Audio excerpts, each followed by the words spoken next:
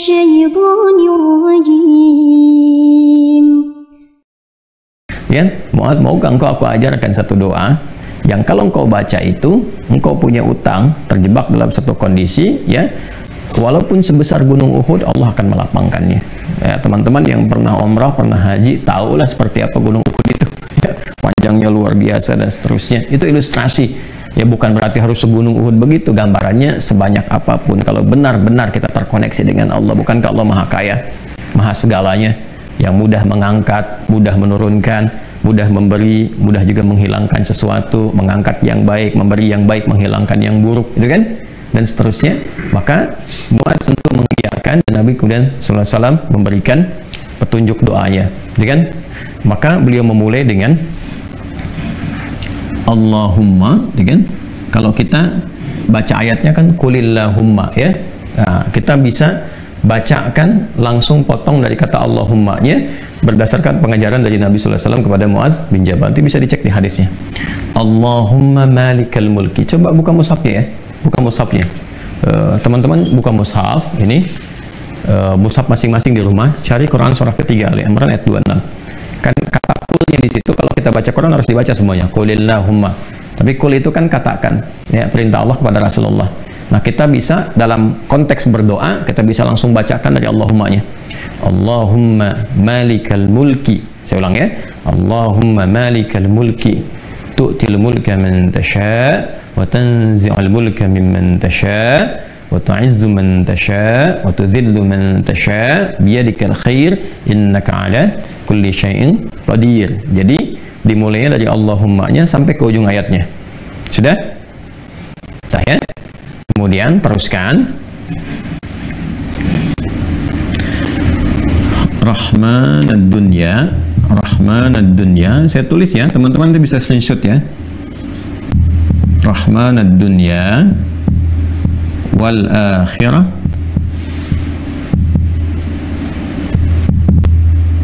Rahmanad dunya wal akhirah wa rahimahuma warahimahuma. Teruskan. Jadi begitu selesai yang Ali Imran 26-nya, ya, kita baca dari Allahumma-nya. Allahumma malikal mulki tu'til mulka man tasha' wa tanzi'ul mulka mimman tasha' wa tu'izzu man tasha' wa tudhillu man tasha' biyadikal khair innaka 'ala kulli syai'in qadir. Rahmanad dunya wal akhirah wa rahimahuma. Jelas, ya? Tu'ti hima, tu'ti hima, ya kan? Man tasha'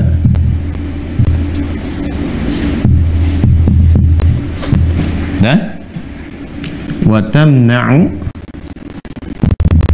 tamna'u minhuma man tasha'.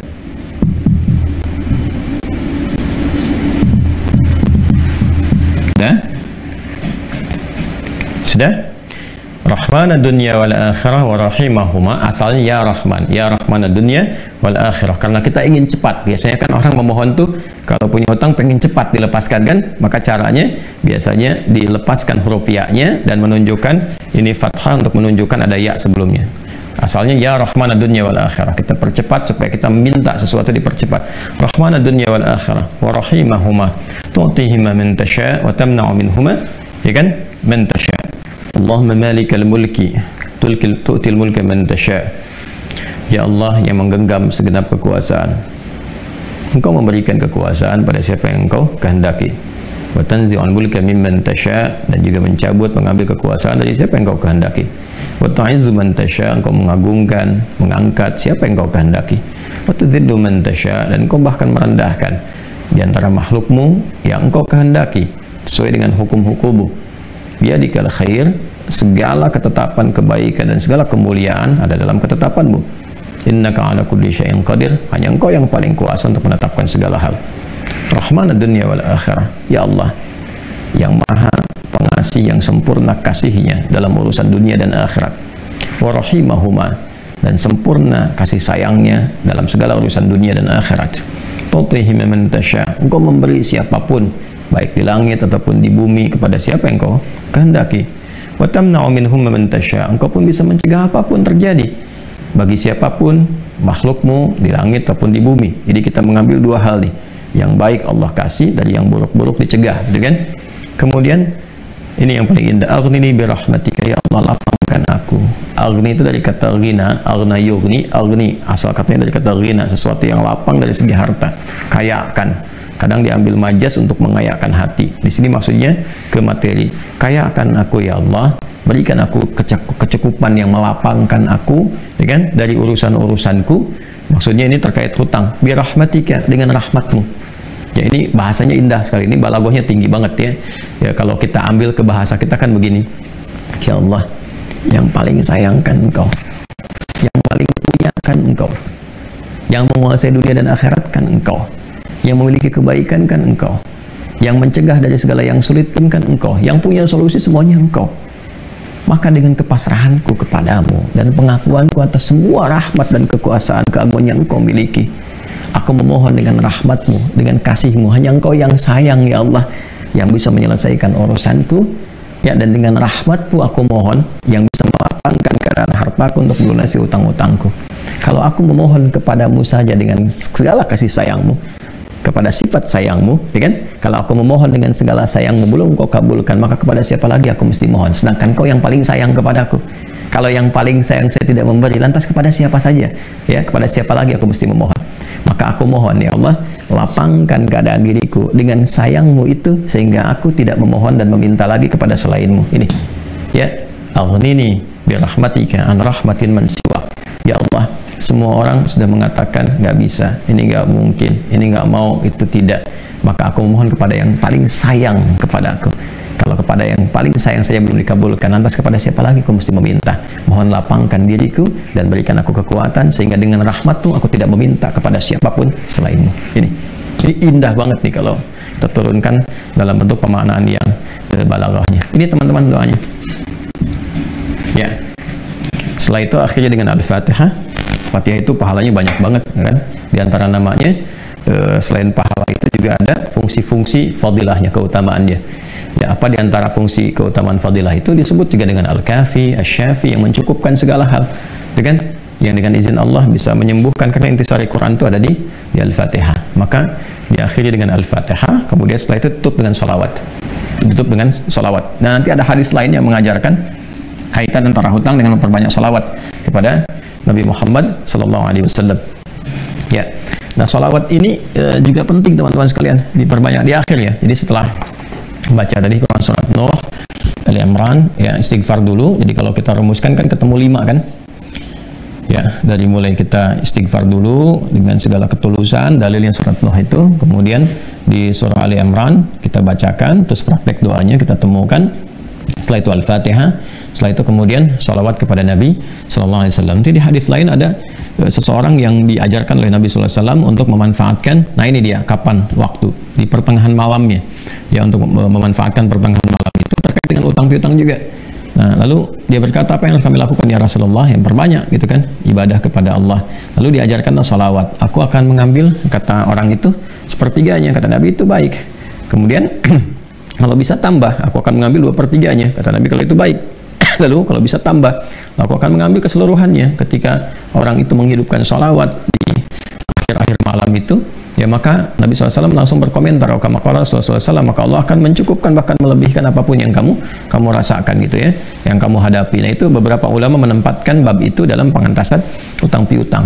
Jadi kalau kita temukan, ketemulah kemudian di sana 5 bagian, yang kelimanya ditutup dengan keadaan ini kapan, yaitu waktunya tengah malam, dan ditunaikan diawali dengan sholat dulu untuk mengoneksikan diri kita kepada Allah Subhanahu wa Ta'ala. Jadi kalau Anda bertanya kapan ini dibacakan, ya saya ulangi, kapan ini dibacakan, yang paling pokoknya adalah di pertengahan malam, di sepertiga malam. Jadi bangun malam hari supaya ada getaran kejiwanya lebih cepat mengamalkan Quran. Surah Al-Muzammil itu surah 73 ya, di ayat yang ke-6. Inna nasyi'atal laili hiya asyaddu wat'an wa aqwamu qila. Bangun malam itu bacaannya menyentuh kepada jiwa, lebih mudah mendapatkan kekhusyuan. Jadi sepertiga malam bangun, istighfar, gitu kan. Ya, setelah sholat itu, sholat kita supaya bangun konektivitas dulu. Sholat itu kan kalau sudah bagus, khusyuk, konektivitasnya tinggi. Setelah itu baru diistighfari, istighfar menjelang sahar. Ya, wabil asharihum yastaghfirun, menjelang sahar mereka banyak istighfar. Nah, kalau sudah beristighfar, itu Masya Allah nanti di Quran surah ketiga ayat 17 itu nanti akan diberikan oleh Allah 4 kekuatan yang bersanding dengan orang istighfar. As-sabirina was-sadiqina wal-qanitina wal-munfiqina wal-mustaghfirina bil ashar. Punya kekuatan untuk sabar, punya kekuatan untuk membenarkan ajaran Quran dan mengamalkannya. Kemudian apa lagi? Qanitin, khusyuk ibadah. Orang yang biasa bangun malam istighfar di ujung malam tuh lebih khusyuk ibadahnya. Lalu wal-munfiqin, bisa jadi rajin infak, setara itu, 4 itu bisa setara. Jadi orang yang istighfar, pemahaman pertamanya bisa setara amalnya dengan orang yang rajin infak, yang khusyuk ibadah, orang yang membenarkan isi kitab dan mengamalkan, serta orang sabar. Pemahaman berikutnya adalah mendapatkan 4 keutamaan ini, bisa rajin infak. Bagaimana bisa infak kalau nggak ada yang diinfaki? Ya, makanya itu satu-satunya juga yang menguatkan kembali bahwa ketika bisa istighfar dipraktekkan di ujung malam, wabil asharihum yastaghfirun. Kapan istighfarnya? Setelah tahajud. Dari mana taunya? Quran surah 51 dari ayat ke-15 sampai ke-18. Innal muttaqina fi jannati wa 'uyun akhidina ma atahum rabbuhum innahum kanu qabla dzalika muhsinin. Ayat 17-nya, kanu qalila minal laili ma yahja'un. Kan mereka itu orang-orang yang sedikit tidurnya, maksudnya menghidupkan malam, rajin tahajud. Setelah itu apa? Wabil asharihum yastaghfirun. Menjelang waktu sahar, sepertiga malam ke waktu sahar, ya, dekat-dekat ke fajar dia banyak istighfar. Nah, saat istighfar itulah dia dapatkan sampai hatinya khusyuk, baru bacakan ini. Ya Allahumma malikal mulki tu'til mulka man tasha' wa tanzi'ul mulka mimman tasha' wa tu'izzu man tasha' wa tudhillu man tasha' biyadikal khair innaka 'ala kulli syai'in qadir. Ar-Rahman ad-dunya wal akhirah. Itu tulisan ke sana. Wa rahimahuma tu'tihuma man tasha' wa tamna'u minhum man tasha'. Kemudian teruskan langsung ke bawah. Aghnini bi rahmatika an rahmati man siwak. Minta kepada Allah. Ya, setelah itu boleh sertakan kemudian bahasa-bahasa kita minta. Terus baca Al-Fatihah, tutup dengan salawat kepada Rasulullah sallallahu alaihi wasallam. Ya, itu dibiasakan. Nah, sampai mendapatkan kekuatan, tapi bukan berarti tidak berikhtiar. Setelah itu ikhtiar tetap. Ya, tetap berikhtiar. Ya, bagaimana cara berikhtiarnya? Ya, itu bisa kita bekerja dengan baik. Kalau nggak ada modal sama sekali, misalnya kita berikhtiar dulu dengan amal kebaikan, datang ke masjid, berusaha rapi-rapi, gitu kan? Kemudian kita lihat ke DKM-nya, misalnya mengajukan dulu permintaan, nggak usah banyak-banyak pinjamnya, pinjamlah misalnya 100.000, 200.000 atau 500.000. Kemudian setelah itu cari peluang-peluang, misalnya di majelis-majelis ilmu kan banyak orang belajar itu, ya belilah modal tertentu, beli makanan atau minuman, terus kontak ke DKM-nya, sampaikan, ya, supaya nanti ada sinergi antara jamaah dengan yang dagang, bicara dengan baik-baik sehingga nanti diumumkan. Ustadznya juga menyampaikan, berikan kelapangan kepada teman-teman yang sedang misalnya mencari rezeki berjualan, dapat dari situ, tambahkan lagi berdoa. Bisa jadi tiba-tiba Allah berkehendak menggerakkan orang-orang tertentu yang baik dan sebagainya, ya kan? Jadi bukan datang ke ustadz untuk melunasi utangnya. Gitu. Saya lihat beberapa teman-teman tuh kalau minta, saya terjebak riba gini, gimana solusinya, mau minjam, mau minta dilunasin. Teman-teman saya itu udah tugasnya ngajar. Kalau antum tanya doa saya jawab, tapi ya, kalau urusan dunia carilah gitu kan, terkait dengan dunianya. Bisa antum ke Basnas, bisa ke bagian DKM masjid, bisa ke teman-teman pengusaha yang muslim yang baik-baik ya. Kalau saya kan ngajar gitu. Ya, kalau ada alhamdulillah, kalau ada itu kan ya, kalau yang sifatnya terkait dengan bimbingan itu lebih utama. Shadaqallahul Azim.